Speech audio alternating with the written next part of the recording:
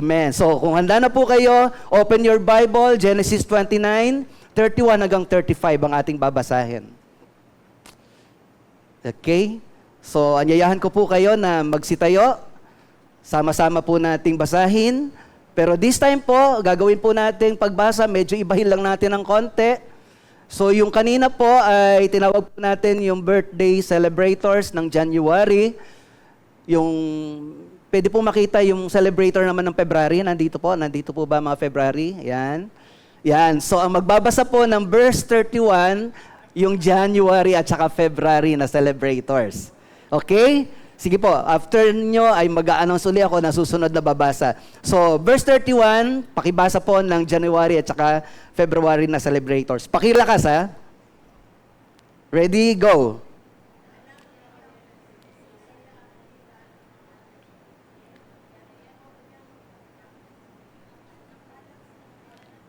Okay. Sa verse 32 naman po, lahat ng mga lalaki, bata, matanda, basta lalaki ka, tayo ang babasa. Verse 32.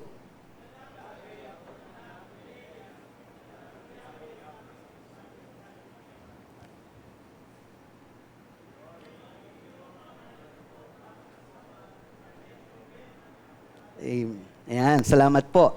Sa verse 33 naman po, siyempre hindi papatalo, mga babae naman po.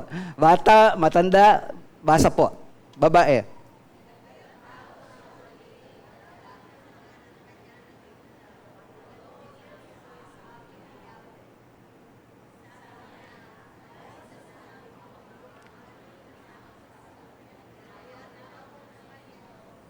Iyan. So, wala po yung ating mga may mga youth po ba na naiwan o may klase na po? Yan, meron pa. So mga youth, lalaki at babae, kayo po ang bumasa ng verse 34.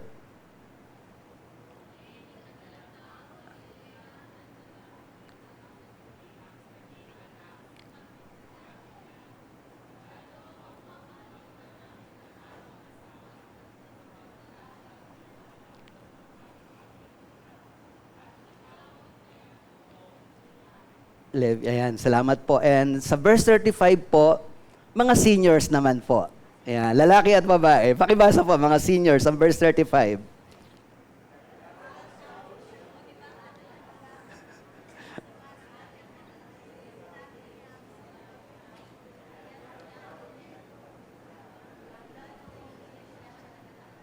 Ayan, salamat po. Sabay-sabay po nating basahin yung verse 31 sa NIV.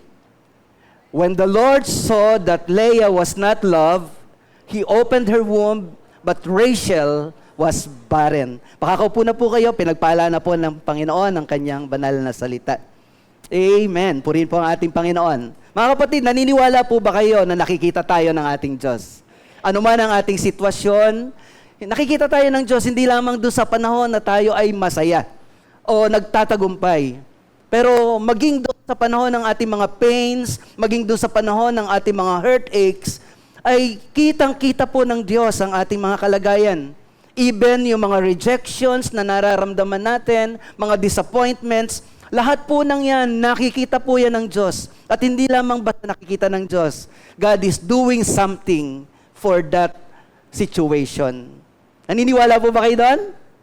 Amen. Ang istorya po ng buhay ni Leah ay yan po ang katotohanan ng ipinapahayag.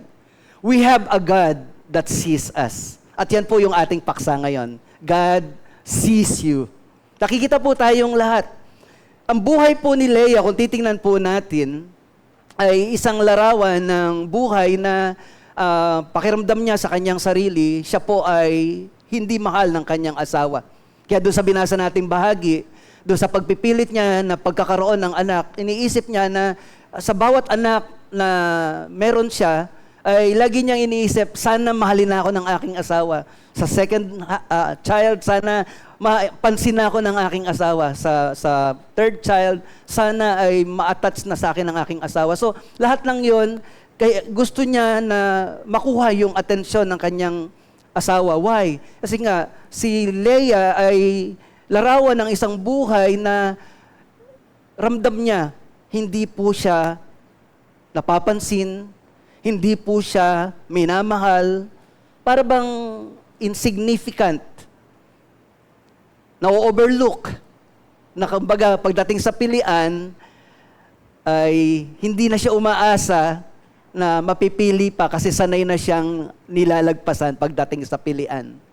Minsan ganyan, parang ganyan din sa buhay natin, na sa pamilya, minsan kakapatid, o naman sa grupo, dahil may mga tao na katulad ni Leia na para bang ang idea nila, hindi talaga sila yung pinakamagaling, hindi sila yung pinakamaganda. Kaya parang okay lang na, sanay na ako. Pagka hindi pinili, normal na sa akin yon. May mga ganong tao. Pero alam natin, yung maramdaman mo na hindi ka mahal, masakit yon, di ba? Kahit nga yung simple lang na, na para ba ngayon, sa panahon natin, di ba? Panahon ng social media, simple lang na, alam mong sinin ka lang, di ba? Kasi para sa'yo, parang in-ignore ka eh. Sinin ka lang, walang reaction, may dating na yon sa'yo. How much more kung alam mo na talagang totally ini-ignore ka o hindi ka talaga mahal? Katulad ni Leia, masakit po yun. Kaya nga po ngayon sa ating panahon ay popular po yung word na ghosting. Di ba? Ano ibig sabihin ng ghosting sa ating panahon? Ito po yung bigla na lang, yung isang tao na malapit sa iyo o mahal mo, biglang pinutol yung connection sa iyo, biglang hindi na nagpaparamdam ni message, ni pagtawag, at nagsesend ka ng mga messages, sinisin nga pero wala namang reply. Di ba mga ganong bagay? Walang explanation. At naghihintay ka. So, ano ang pakiramdam pagka ganon ang kalagayan? Yung iba po, dun lang sa simpleng hindi siya sinin, ay pag-i-ignore na yon, masakit na yon, how much more kung alam mo na hindi ka mahal? Katulad ng kalagayan ni Leia. Well, alam ko, sa atin po ngayon, sa ating panahon, dahil nga po gamit na gamit natin ang cellphone, nakakatanggap din kayo ng mga messages na kayo din siguro, baka sinisin nyo lang at hindi rin kayo nagre-reply. Na-experience nyo po ba yon? Sinners din po ba kayo? Maraming mga Christians, kahit Christian na, sinners pa din. Yung nasisin lang yung mga messages, pero hindi nagre-reply. Pero minsan, ang dating po doon sa iba na hindi ka pinansin, mas na. Isipin niyo po si Leia. Si Leia po ay isang babae na hindi lamang siya, kumbaga, second best lagi ang tingin niya, ang turing niya sa kanyang sarili, na hindi lang siya basta ignored, kundi ang totoo, sa kabuuan, siya po ay unloved. Hindi siya mahal ng kanyang asawa. Yan po yung makikita nating sinabi ng verse 17 ng Genesis. Sabi po ng Genesis 29:17, mapupungay ang mata ni Leia, ngunit mas maganda si Raquel at balingkinitan pa. Pag binasa niyo po yung verse 17 na yan, sa English, ang makikita niyo pong ginamit na word doon sa mapupungay na mata, maganda sa Tagalog eh. Pero sa English, ang tawag po, ang sinabi po, weak eyes. Nang ibig sabihin po ng weak eyes ay, kumbaga, weak nga. Hindi yung mapungay, yung pala malamlam, parang hindi magandang katangian. Pero sa Tagalog, sa atin, pag sinabing, ang ganda niya, mapungay ang mata, nagugustuhan po natin. Di ba? Pero sa English po, ang sabi ay, Leia had weak eyes, but Rachel was lovely in form and beautiful. So, makikita po natin na compared sa kanyang nakakabatang kapatid, si Leia po at saka si Rachel ay magkapatid. And compared to Rachel, si Leia ang mas matanda, si Rachel ang mas bata, pero pakiramdam ni Leia, mas favored si Rachel. Kasi maganda. Even nung makita ni Jacob, si Leia, si Rachel, agad niya itong nagustuhan. Pinili niya agad si Rachel. At nung nakipag-usap siya kay Jacob, o kay Laban, willing siya na pagtrabahuhan ng 7 years para lamang makuha niya si Leah, si Rachel para kanya maging asawa. Kaya pag binasa nyo ang Genesis 29:18, yun po yung makikita natin. Ang sabi po na verse 18, Jacob was in love with Rachel and said, I'll work for you for 7 years in return for your younger daughter, Rachel.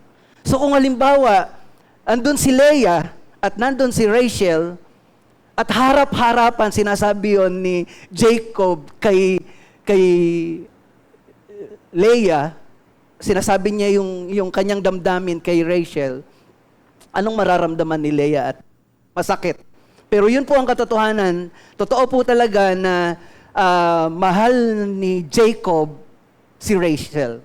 At willing po siya na pagtrabahuhan ng 7 years si Rachel para mapangasawa lang niya. Andun si Leah, but Jacob's eyes was on Rachel only. Siya yung kanyang minamahal at willing siya na maglingkod. At dahil talagang naibigan ni Jacob si Rachel, kumbaga sa atin, ang 7 taon na manunuyo, ipagsisibak mo ng kahoy, ipag-iigib mo ng tubig, parang literal din sa atin, na willing maghintay. Imagine niyo po yon. At nung dumating na po yung 7 years para maging asawa niya na si Rachel, nakumpleto na po ni Jacob. So hiniling na po ni Jacob kay Laban na ibigay na si Rachel para maging asawa niya. Eh, ang problema, nung gabi, kung hindi pa nilinlang ni Laban, si Jacob, para ibigay na pasipingin si Leah on the night ng kanila pong pag-aasawa dapat ni Rachel, hindi niya magiging asawa si Leah. Kaya, anong nangyari? Dahil nga po, sabi ni Laban, may kaugalian po doon sa kanilang lugar na hindi pwedeng mag-asawa agad ang mas nakababata kesa sa nakakatanda. Kaya kailangang maging asawa niya muna ang matanda at saka ang bata. Ganun po ang kalagayan. Naku, ang hirap pa pala nun kung sa atin, kami po ay 13, 2 beses nagkambal ang mother ko, tapos kung ganun po, yung mga nauna, kung 7 years or kung ilan man, talagang maghihintay ka, parang ang hirap nun, ang tagal nun. Pero yun po ang kalagayan. Pero alam niyo po, sabi ni Laban kay Jacob, kung gusto mo, pagtrabahuhan mo din uli ng 7 years si Rachel para maging asawa mo siya. Pero ito mabigat. Si Leah, ibinigay sa kanya na walang anumang paghihirap. Imagine niyo yun. Kaya kung titinan po natin, si Rachel po ang mahal na mahal ni Jacob, pero si Leah, ramdam niya na siya ay unloved. Kung i-describe natin ang buhay ni Leah, Leah was the unloved wife. At malinaw po yan na sinasabi ng banal na kasulatan. Even, hindi lang niya pakiramdam ito. Even the Bible is clear. Yun ang declaration nung kaya ni Leah. Kasi magkaiba po yung pakiramdam mo lang sa katotohanan. Di ba, minsan, yung feeling, kaya nga deceiving ang feeling eh. Kaya hindi tayo doon nagbabase. Pero si Leah, totoo talaga. Alam niya na hindi talaga siya mahal. Kaya all her life, sinisikap niya na makuha yung pagmamahal na yon ni Jacob. Pero ang sabi ng Bible, binasa po natin sa Genesis 29:31, tingnan niyo po ang declaration ng Bible. When the Lord saw that Leah was not loved, so yun mismo ang declaration, at kitang-kita ito ng Diyos. Alam ng Diyos na bagamat si Leah ay asawa niya si Jacob, pero si Jacob ang minamahal ay si Rachel na mas nakakabata. Pero asawa niya rin si Leah. Ang totoo, una niyang naging asawa. Pero hindi siya mahal ni Jacob. Pero ito maganda. Bagamat alam ng Diyos na hindi mahal ni Jacob si Leah, pero sabi, God saw that Leah was unloved. Ito yung magandang ginawa ng Diyos. God opened her womb. Binuksan ng Diyos ang kanyang sinapupunan, samantalang si Raquel ay walang anak. Andyan po ba kayo? Kapag ka nakikita ng Diyos ang iyong sitwasyon, maaaring hindi ka katulad ng iba na magaling, maaring ang pakiramdam at turing mo sa iyong sarili, mahina ka lang. Pero tandaan mo, nakikita ka ng Diyos at hindi lamang nakikita ng Diyos ang iyong kalagayan, may gagawin ng Diyos sa iyo para ipakita sa iyo na hindi ka walang halaga. Hindi ka isang tao na parang hindi pinapansin dito, na walang nagmamahal sa iyo. Andyan po ba kayo? Yan po ang buhay ni Leah. So ito po yung magandang katotohanan na nais ko pong maunawaan natin mula sa bahaging ito ng banal na kasulatan. Na yung turning point ng buhay po ni Leah ay nakita niya na maaring hindi man siya napapansin ni Jacob, pero may nakakapansin at may nakakakita sa kanya. At yun ay walang iba kundi ang ating Diyos. At dahil nakikita ng Diyos ang ating mga sitwasyon, mayroong ginagawa ang Diyos sa ating mga buhay, at tulad ng ginawa ng Diyos kay Leah. So, dito po, yung pagnanais ni Leah na makuha yung pag-ibig ni Jacob, maging doon sa pagpapangalan niya sa kanyang mga anak, talagang makikita natin yung kanyang desire na makuha niya yung pag-ibig na yon ni Jacob. Kasi mahirap naman talaga eh. Pero ito po ang kalagayan, mga kapatid. Totoo po na ang babae ay, kaya nililigawan ng babae, winuwu, sinusuyo. Kasi ang babae, hindi niya agad, yung gusto niya ay hindi niya pwedeng, kahit yung iniibig niya, hindi yun ang mapapakasalan niya or hindi yun yung ibibigay sa kanya ng Panginoon. Sa totoo lang. Kaya nga, parang ganun ang kalagayan na kailangang suyuin ng lalaki ang babae and later on, ang babae, magustuhan yung lalaki and then later on, ibigin niya yung lalaki. Ganun ang kalagayan. Pero sa panahon natin ngayon, hindi na. Napaka-vocal na ng babae. Yung gusto niya, kahit ayaw naman ng lalaki, gugustuhin niya. Pero yun yung normal na setup. Kung titinan po natin yung kalagayan. Pero si Leah, dahil nga all her life, ang longing niya talaga is for the love of her husband. Pero dahil nga nakikita niya na baliwala siya, nandyan siya pero parang hindi siya nakikita. Laging ang nakikita lang ni Jacob ay yung si Rachel. Actually, yung verse 31, yung Genesis 29:31, yung ibang salin, ang sabi po, hindi lang unloved. Ang word na ginamit is hated. Imagine niyo po yun, hated. Nang ibig sabihin, unwanted ka. Grabe, no?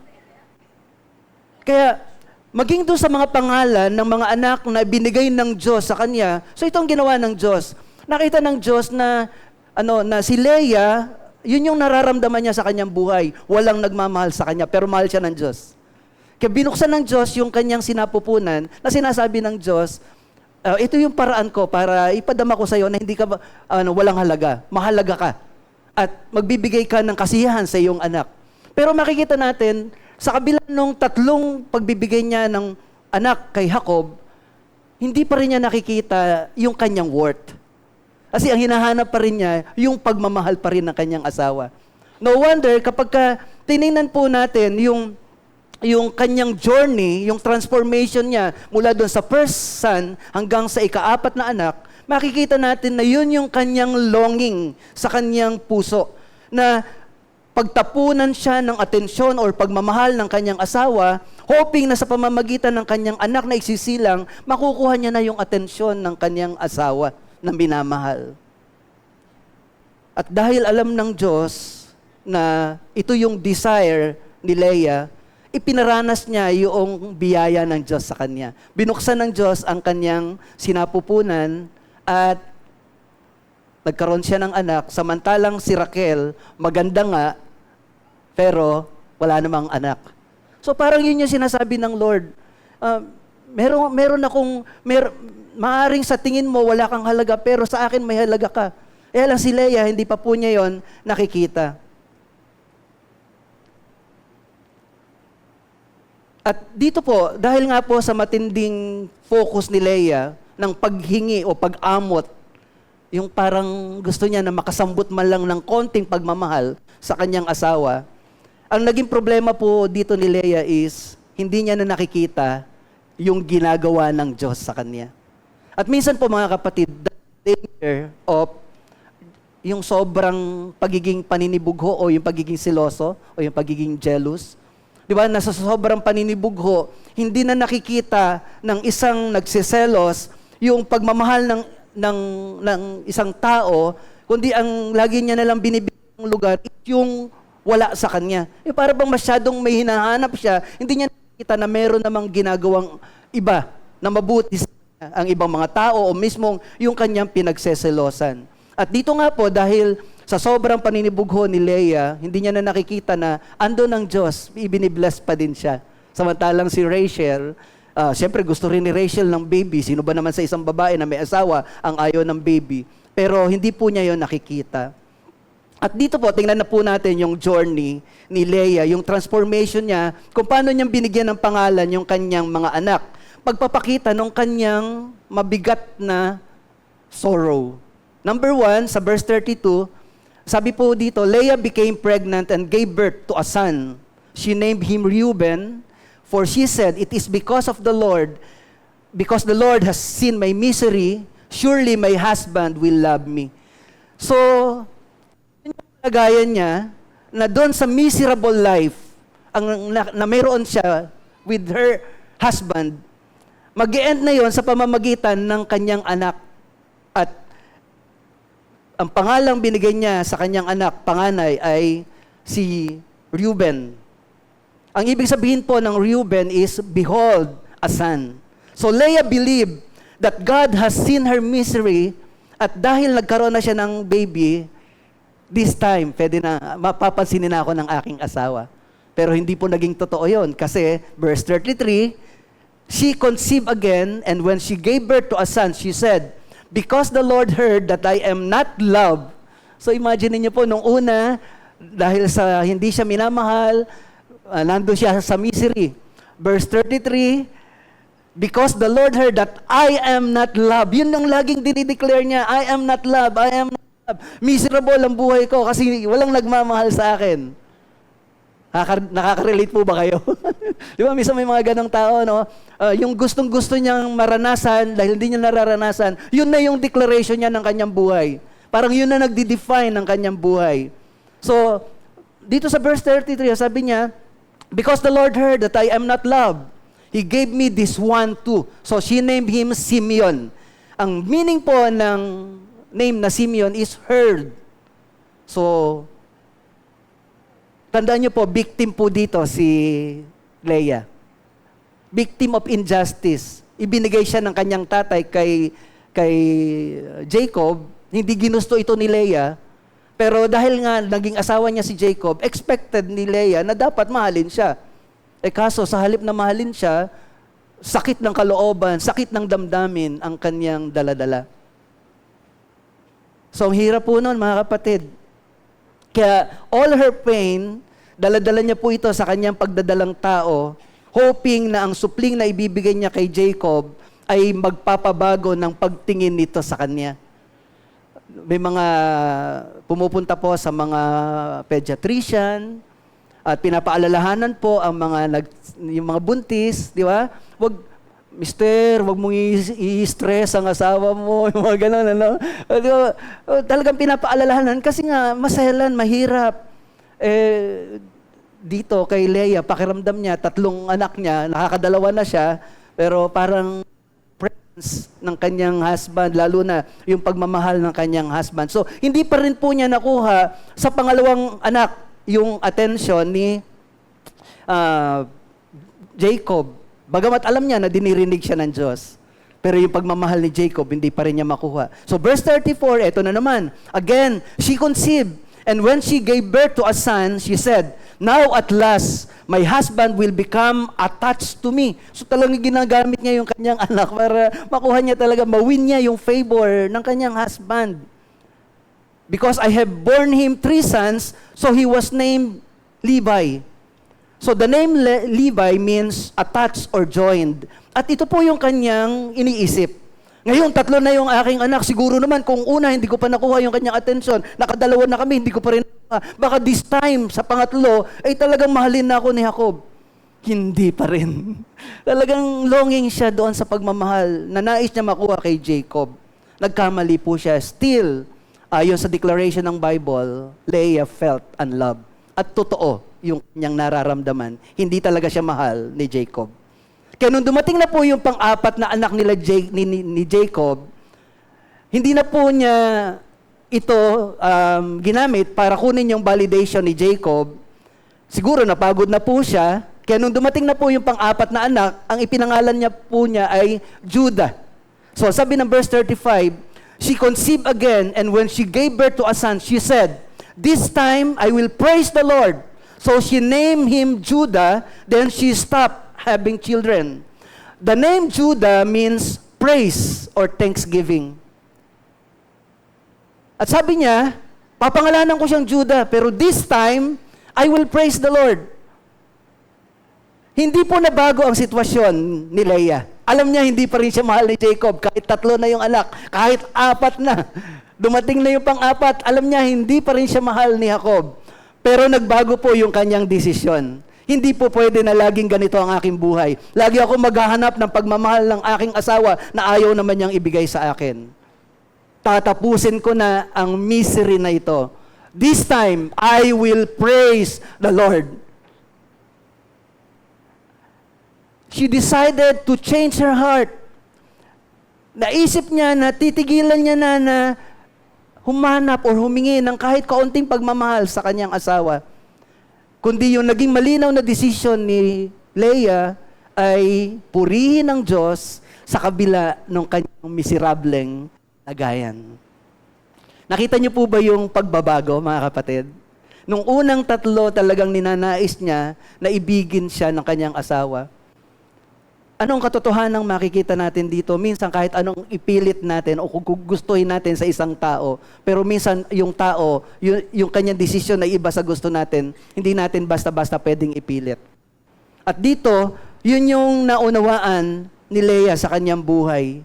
Yung unang 3 pangalan na binigay niya sa kanyang anak ay pagtawag para sa pagmamahal ng kanyang asawa. Pero yung pang-4 po, i-give up niya na yung kanyang paghanap sa pagmamahal ng kanyang asawa at nagpasya na po siya na pupurihin ko ang Diyos whether Jacob loves me or not. Pupurihin ko ang Diyos kahit anuman ang aking sitwasyon. Andyan po ba kayo? No, tingnan po natin, meron pong mahalagang lesson ang buhay ni Leah na gusto ko pong maunawaan natin sa ating mga buhay. 4 po ito. Number 1, God sees you. Nakikita po tayo ng Diyos. Ito po yung makikita natin sa buhay ni Leah. Yung pain, yung rejection, yung injustice. Kita po lahat ng Diyos yan. At ang nais ng Diyos na makita natin sa ating panahon, katulad ni Leah, huwag nating ubusin ang ating panahon ng paghanap ng validation, ng pagmamahal sa iba. Merong Diyos na hindi nakikita na nagmamahal sa atin ng labis. Na dito po, minsan bilang mga sa pamilya, may mga pamilya po kasi na dami minsan na magkakapatid. Minsan sa pamilya, merong katulad ni Leah na ang feeling niya, abandoned siya. Kaya minsan yung validation niya, hanapin niya sa mga kaibigan. Kasi hindi niya nakikita yon sa kanyang pamilya. Sa mga magulang minsan, para bang hindi siya ang pet o hindi siya ang favorite. Sa feeling niya yon. At minsan, totoo din naman yon. At alam niya na overlook din siya sa kanilang tahanan. May mga ganon. Di ko alam, maging kayo, di ko alam kung anong sitwasyon ninyo. Pero pakiramdam nyo, pagod na kayo kasi pagkukumparahan, ba't di ka gumaya kay ganyan, ganyan? Ba't ganyan na naman ang grade mo? Samantalang si ate mo, si kuya mo. Yan lang ang nagawa mo. So pagdating sa sitwasyon, sa pamilya, alam mo na yon. Pagka grade sa pag-uusapan, ikaw ganyan. So, katulad ni Leah, minsan po may mga ganyang mga damdamin. Kaya maging maingat din po tayo, mga kapatid, lalo na tayo bilang mga Kristiyanong pamilya. Maging concerned tayo sa damdamin ng isa't isa. Yung favoritism, iwasan natin. Hindi po maganda. Kasi minsan ganito, may ganitong mga sitwasyon. Yung iba po, halimbawa, ikaw yung tao na katulad ni Leah sa pamilya, nilalagnat ka na, tinatrangkaso ka na, sasabihin sa'yo, nag-iinarte ka lang. Bumangon ka dyan, gumawa ka, kumilos ka. Tapos yung paborito, medyo umubulan ng konti, sugod na sa ospital kahit alanganing oras. Tapos ikaw, ako nga, trangkaso na to, pinakikilos pa ako. Tapos yung kapatid ko, minsan ganun, di ba? Na pag yun ay ginamit ng kaaway, lalasunin ang isip mo, tapos gagamitin pa rin yung mga magulang na parang nagiging totoo yun, you will feel unloved, you will feel unnoticed kahit nandyan ka, masasanay ka na. Ano mangyayari? Hindi ka mabubuhay na masaya. Hahanapin mo yung validation sa ibang mga tao. And for Leah, she looked for her validation kay Jacob. Kaso, hindi binigay ni Jacob yon. Pero ito mga kapatid sa Panginoon, maganda po na maunawaan natin. Merong nakakakita ng ating sitwasyon. He sees all your tears. He sees your sorrows, your sufferings. At may paraan ng Diyos upang tulungan ka sa iyong sitwasyon. At tulad ng ginawa ng Diyos kay Leah. Amen po ba? God saw that Leah was unloved. She was hated. But God opened her womb. Ibig sabihin, God acted on her part. Na kahit nahihirapan siya, pinakita ng Diyos, na, anak, ramdam kita. Anak, andito ako, mahal kita. Andyan po ba kayo? Minsan hinahanap natin yung pagmamahal na yun ng Diyos sa iba. Pero hindi nga tayo tinatapunan ng pagmamahal. Eh, ang problema, yun nga, pilit nating hinahanap yung pagmamahal na yun, hindi ibibigay sa atin yun. Why? Kasi nga po, iba ang mundo. Pero pag sa Panginoon natin yan hinanap, makikita natin, papahalagahan tayo ng Diyos. Sa mundong ito, para ka masabing mahalaga, kailangan number 1 ka, magaling ka, di ba? Parang doon natin tinitingnan yung ating worth, na tayo yung magaling. Kaya yung iba, kahit na mandaya, para lang sa kanyang pamilya, dahil hinahanap niya yung ituring siya, pahalagahan siya ng kanyang pamilya, katulad ng mga magagaling niya mga kapatid, kailangan maging magaling din siya. So yung iba, mandadaya, para lang magmukhang magaling. Why? Hinahanap niya yung validation. Eh kaso, hindi binibigay sa kanya. So mga kapatid sa Panginoon, ang Diyos, nakikita tayo, nakikita niya ang ating mga pangangailangan, nakikita niya kung paano niya tayong tutugunin sa ating mga kahinaan at kakulangan. At tulad po ni Leah, God opened her womb. Yun yung nakita ng Diyos na pwedeng maging daan para si Leah ay magkaroon ng yung pagtaas ng self-esteem niya. Kaya nangarap siya, pag nagkaanak ako, mamahalin mo ako, Jacob. Kaso nagkaanak na, hindi pa rin. Pero hindi pa rin siya tumigil. Hanggang mapagod na lang siya. Pero yun po mga kapatid sa Panginoon, napakahalagang tandaan po natin, God sees us, nakikita po tayo ng Diyos, at alam ng Diyos kung paanong aabutin tayo doon sa mga sa tingin natin ay parang hindi natin kaya na sitwasyon. Ang sabi po ng 2 Chronicles chapter 16, verse 9, minamasdan niya ang buong mundo. The Lord runs or reigns throughout all the earth. Sa King James, the Lord runs to and fro all over the earth. Para saan? Para tulungan yaong mga faithful sa Kanya, yung mga committed sa Kanya. So, ano ibig sabihin nito sa atin mga kapatid? Ang Diyos hindi lamang nakatingin sa atin, katulad ng kay Leah. May ginawa ang Diyos doon sa misery ni Leah. God lifted up Leah. Para makita niya, Leah, hindi sayang ang buhay mo. Hindi miserable ang buhay mo. Nandito ako. I will help you in your situation. Andyan po ba kayo? Dapat ganun din po natin makita ang Diyos na kasama po natin. Hindi lamang siya nakatingin sa atin, tumutulong siya sa atin sa ating mga sitwasyon. Leah felt that she was unloved. And alam niya na hindi niya deserve ito, pero yung misery ng kanyang buhay dumating dahil sa paghahanap niya ng pagmamahal kay Jacob. Pero pinakita ng Diyos, mahal siya ng Diyos. Binuksan ng Diyos ang kanyang sinapupunan. So yun po yung una, God sees us. Second, to end your misery, start praising God. Tandaan niyo po, kung gusto niyo manatili miserable all your life, it's your choice. Tandaan niyo po yan. Katulad ni Leah. Alam niya, sa una, meron na siyang anak. Alam niya na dininig ng Diyos ang kanyang panalangin, Simeon. Pero ano ang ginawa niya? Hinahanap pa rin niya yung validation, hinahanap pa rin niya yung pagmamahal ni Jacob. It is only when Leah starts praising God that she was totally delivered from her misery. Nung hinahanap niya yung pag-ibig ni Jacob, she failed many times. But when she decided to let go of those miseries and started worshiping God instead, it is only then that she found peace in her heart. Ano man ang aking sitwasyon, hindi ko nahahanapin ang pag-ibig ni Jacob. I will praise you. Yun yung Judah. Meron siyang decision na ginawa para matapos yung kanyang misery. Ano yun? Aalisin ko na yung hirap ng aking kalooban. Ibibigay ko na ito sa aking Panginoon at ibibigay ko sa Kanya ang aking pagpupuri at ang aking pagsamba. Wow! So to end your misery, mga kapatid, start praising God. And you will have that peace in your heart. And praising God is a decision.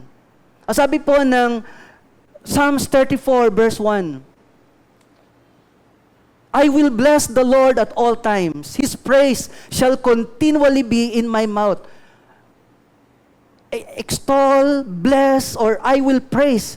Yung decision, sabi niya, I will bless the Lord at all times. Ito yung kanyang pagpapasya na anuman ang aking sitwasyon, kung may karamdaman man ako, kung may pangangailangan man ako financially, kung may problema man kami sa aming pamilya, hindi ito magiging dahilan para, Lord, hindi ako dadalo. May problema po ako. Doon sa panahon ng problema, mas lalo natin sabihin, Lord, hindi makakahadlang ang mga problema ko. Pinipili ko na purihin kita, Panginoon. Dahil ikaw ang aking Diyos na may magagawa sa aking mga problema. Kasi the more that we focus on our problems, inaagaw ng kaaway yung ating pagpupuri sa Diyos. Pinupuno niya tayo ng worries. Kaya nga ang worries ay hindi kalooban ng Diyos. Pero yan ang ibinibigay ng kaaway at minsan, yun ang iniipon natin instead of worshiping God. Minsan, mas tinatandaan natin yung mga worries natin, katulad ng patuto ni Ate Letty. Ito yung sabi ng doktor, naku, naisip na agad ni Ate Letty yung mga worries niya, ang dami. Di ba? At minsan ganon, nakikita agad natin yung hindi pa mangyayari at yun na yung nagbibigay ng takot sa ating mga puso. Kaya ano si Leah, nakita niya, first baby, second baby, third baby, wala pang nangyayari. Lord, this is enough. Lord, be with me. I want to know na buhay ka sa akin. Lord, pupurihin kita kahit anong nangyayari sa akin. Tagumpay man ang negosyo o bagsak man ang negosyo, Lord, ikaw pwede makapagsimula ng negosyo. Marami mga sitwasyon na pwede nating ilapit sa Panginoon, pero never let that situation prevent you from praising your God. Kasi yun ang totoo. If we want to end our misery, bigay natin sa Lord. And let's start praising God. Huwag kayo magpadala ng inyong damdamin na hindi ko may taas ang aking kamay kasi Lord, talagang bigat na bigat ako. It's your decision. Pero sabi dito, I will bless the Lord at all times. His praise shall continually. Kailan? Be in my mouth. Anong sabi? Continually. And most of the times, the enemy wants to silence us. Hindi na nga tayo sinisingil ng Diyos sa mga ginagawa niya sa atin, sa mga pagpapala. Yung simpleng, Lord, thank you for this blessing. Lord, thank you for this life. Isasarado pa ba natin ang ating bibig para purihin ang Diyos? Let's declare it in our lives. Let's decide, Lord, I will bless you at all times. And your praise will be always in my mouth. Maayos man ang sitwasyon o hindi man maayos ang sitwasyon, I will praise you. That's the meaning of Judah. Praise or thanksgiving. Amen po ba? So yun po yung naging decision ni Leah. Sige po, palakpakan natin ang Lord. Totoo po yun. Yun yung naging decision ni Leah. Sabi niya, Judah, why? Because I will praise you this time. Kaya kahit nakikita niya siguro si Jacob, hindi siya mahal. Di ba minsan gano'n, yung kayo nagagalitan mo, nakita mo, napipigilan. Di ba? Mapipigilan kang gawin yung tama eh. Pero dahil ang decision niya, no. Pupurihin ko ang aking Diyos. Judah. So remember Judah. Amen? Huwag si Iscariote, ha? Thirdly, remember that you are highly favored of God. So huwag niyo hanapin yung validation ng tao katulad ng ginawa ni Leah. All her life, naging miserable ang buhay niya kasi ang hinahanap lang niya ay yung validation ng tao sa kanya. Na para bang dahil pinili siya at hindi si Rachel, doon lang niya makikita yung kanyang worth. Now, tandaan niyo po, ang ating value ay hindi dahil the best ka. Ang ating value dahil ikaw ang pinili, ikaw ang pinakamagaling. Paano kung hindi ka na magaling? Paano kung hindi ka na the best? Di i-reject ka din. Di ba? So, hindi po yon ang nagpapatunay, magbibigay ng ating true worth. Sa mundo, yan ang basihan. Kaya maraming mga tao ay yan po ang hinahanap. Pero, mga kapatid sa Panginoon, ang validation na dapat nating makita ay yung validation ng Diyos. Na ang sabi ng banal na kasulatan, kahit tayo ay hindi karapat-dapat sa pag-ibig ng Diyos, minahal pa rin tayo ng Diyos. Di ba? Sa Diyos, you are not worthy because you're beautiful or talented. Wala pa tayong nagagawang anumang mabuting bagay, minahal na tayo ng Diyos. Romans chapter 5, verse 8. Even when we were yet sinners, God loved us. God saved us. Iniligtas tayo, minahal tayo ng Diyos. Bakit? Kasi po, mahalaga tayo sa Diyos. At alam niyo ba kung gaano kahalaga tayo sa Diyos? Ang katumbas ng buhay ng bawat isa sa atin ay mismong buhay ng ating Panginoong Hesus na isinakripisyo niya doon sa krus para lamang ipakita niya sa atin kung gaano tayo kahalaga. Samantalang si Leah, hinahanap niya yung pagmamahal ni Jacob sa kanya ni hindi man lang siguro siya magpagsilbihan ng tubig. Hinahanap niya yung pagmamahal, hindi siya pinaglilingkuran, siya ang naglilingkod, hindi pa tinatapunan ng pagmamahal. Pero ang ating Diyos na minsan nineneglect natin, yung ating Diyos na nagpapala sa atin, ganun din ang ginagawa natin para tayong si Jacob naman, wala tayong pakialam sa ginagawa ng Diyos sa atin. Hindi natin siya tinatapunan ng pagmamahal. Pero ang totoo, yun po ang ating Diyos. He loved us so much na ang katumbas ng buhay natin ay mismong buhay ng ating Panginoon. Amen po ba? Ganun po tayo kamahal. Ganun po niya ibinigay, pinakita sa atin ang kanyang pag-ibig. Hindi pa tayo kaibig-ibig, inibig na tayo ng Diyos. And lastly, God can use your miseries for His glory. Ito po isang magandang lesson na makikita natin sa buhay ni Leah. Yung kanya pong mga anak, lalo na po si Levi at saka si Judah, ito po yung mga anak na malaki po ang naging contribution sa Christianity. Sapagkat mula po sa Levites tribe, ay imagine niyo dun sa panahon ng misery ni Leah, na itong mga anak niya, tinuring niya na bahagi ng miserable na buhay niya. Pero nung lumipas ang panahon, yung kanyang tribo nagdulot ng maraming mga priests na naglilingkod sa tahanan ng Diyos. Wow! Paano kung napagod sila? Di ba? Kung sabi niya, sumuko na siya. Pero hindi niya alam, yung binhi niya, magiging lahi, lipi, na maglilingkod sa Diyos solely sa temple. Mga priests. Amen po ba? At hindi lang yon, yung tribo ng Judah, alam niyo po ba na ang na-produce ng tribo ng Judah ay mga kingly o royalty. Diyan galing po sila King David. At diyan din galing ang ating Panginoong Hesus mismo. So yung misery niya, yung hirap niya, yung paghahanap niya ng pagmamahal, yes, nagtiis siya. And yet, dun sa panahon na lumipas, pagpapala pala yun. Yung misery niya later on nagbigay ng glory sa Diyos. The unloved wife became the mother of the royal and messianic line. The rejected woman became the mother of both kings and priests. Now, ano po ang ibig sabihin nito? Pinapahayag lang ng Panginoon sa atin, mga kapatid, yung inyong paglilingkod, yung inyong pagtsatsaga, may binhi po yan, mga kapatid. May binhi po yan na magbibigay ng kaluwalhatian sa Diyos. Hindi lang para sa inyo. Kaya wag po kayo mapapagod na maglingkod sa Panginoon. Wag kayong sumuko na, Lord, ayoko na. Nahihirapan na po ako. Lord, suko na po ako. Wag.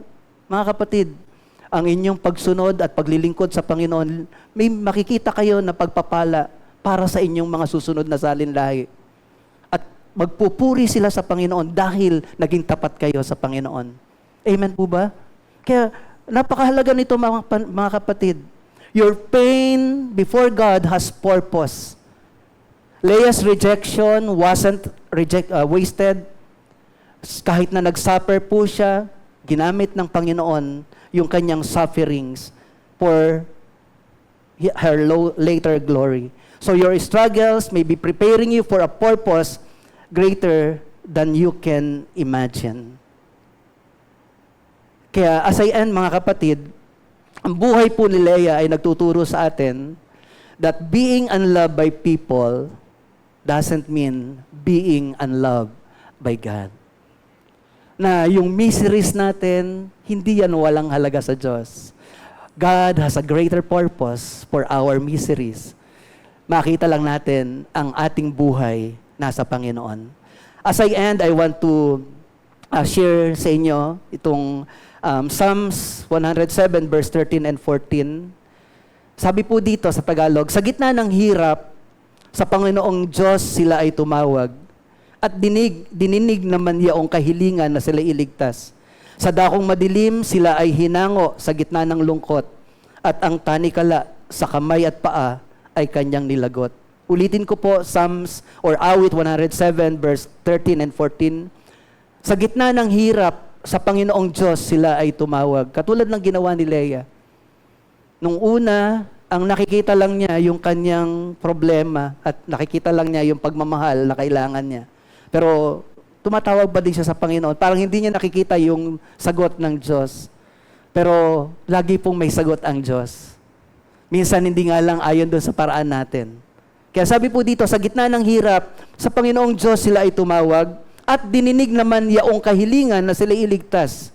Pasinin niyo po yung verse 14. Sa dakong madilim, sila ay hinango sa gitna ng lungkot at ang tanikala sa kamay at paa ay kanyang nilagot to end our miseries.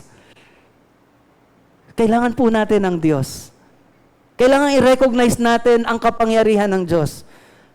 Siya yung lumalagot ng mga tanikala na nagpapahirap sa buhay natin, mga kapatid.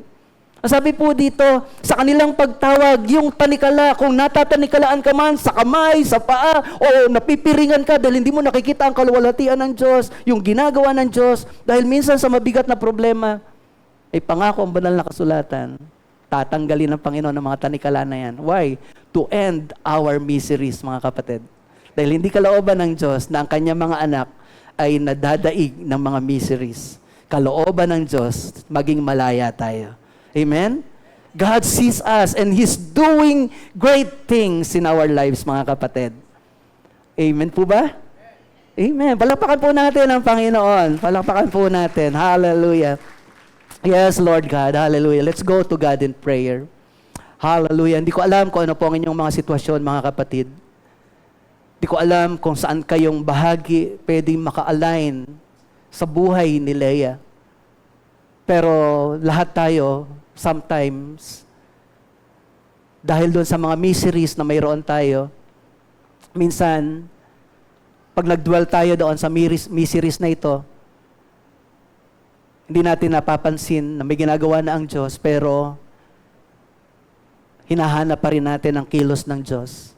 Gumagawa na pala siya, pero dahil may iba tayong sagot na hinahanap, akala natin walang ginagawa ang Diyos. Mga kapatid, God sees us. Nakikita ka ng Diyos, nakikita tayo ng Diyos. Ano mang misery yan, kung ikaw, pakiramdam mo ngayon, natatanikal ka, sa kamay, sa paa, napipiringan ka, nanlalabo ang iyong mata, di mo makita ang kalooban ng Diyos dahil sa matinding offerings right now, Father God. Lord, naririto ka sa amin. Ikaw ay naghahari sa aming mga buhay. Father God, I pray, O God, for the chains to be broken in the name of Jesus. Whatever miseries, Lord, yung mga pains in the past, na minsan, Panginoon, naghihinder para makapamuhay kami ng malayang-malaya. May pahayag namin, Panginoon, ang aming pagpupuri sa iyo, katulad ni Leah. I will praise you this time. Father God, anuman yung mga naghihinder sa aming mga buhay, anumang mga miseries ito, anumang things in the past, O God. Father God, I pray, break it right now in the name of Jesus. Break every chains, Lord God. Mga bagay, Panginoon, na nagpipigil sa amin upang kami maging kagamit-gamit sa iyo, Panginoon. Mga pamumuhay, Panginoon, na hindi ka lugod-lugod sa iyo right now, Lord. Break every chains, O God.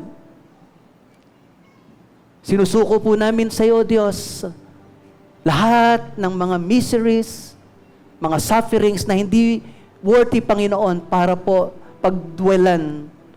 And, Lord, pinagpapasyahan po namin to start praising you, Lord God, in whatever situations we are in. Hindi makakahadlang, Panginoon, ang aming mga sorrows, pains, and sufferings na hindi namin maibigay ang aming pagpupuri sa iyo. Pinipili namin to praise you, Lord God, to glorify you in our lives, O God. Nakikita mo ang aming mga sitwasyon, and you are doing great things, Lord God, in our every situation. Even our miseries, Lord God, you can turn it into your glory, Lord.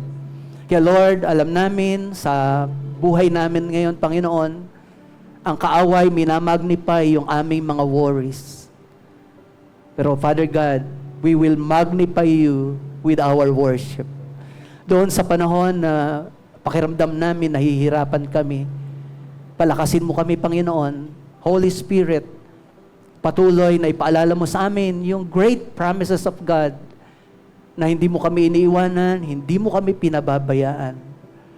Yes, O God, nais mo, O Diyos, na kami ay mga lingkod mo, Panginoon, na nandun, Panginoon, yung pagtitiwala na ikaw ay aming Diyos, na tumutugon sa aming mga panalangin. Kasama ka namin sa bawat sitwasyon ng aming mga buhay. Hindi mo kami iniiwanan. Hindi mo kami pinababayaan. Kasama ka namin at gumagawa ka, hindi dahil kami the best, hindi dahil kami mga magagaling, hindi ka lamang doon sa mga magagaling sumasama. Ang totoo, O Diyos, lalong-lalo na doon sa mga hamak, doon sa mga nabibigat ang lubha, nandun ka, Panginoon. Sinasamahan mo kami, pinalalakas mo kami, pinatitibay mo kami, Panginoon. Yes, O God. Kaya sa oras pong ito, Lord, binibigay po namin sa iyo lahat ng mga pains na ito, Lord God. Binibigay po namin sa iyo itong mga sorrows na ito. In the mighty name of Jesus. Break every chain, O God. At malayang-malaya naming maipahayag, we will just want to praise you, Lord. I will praise you at all times. Your praise will continually be in our mouth. Yes, O God, pinipili namin, Panginoon, we will praise you at all times, anumang sitwasyon, and our praises will be at our mouths, Lord God. Salamat po ng marami, O Diyos. Salamat po, O God, sa kalayaan, Lord God. Salamat sa katotohanan ito. Purihin ka, Ama. Dakilain ka. Hallelujah.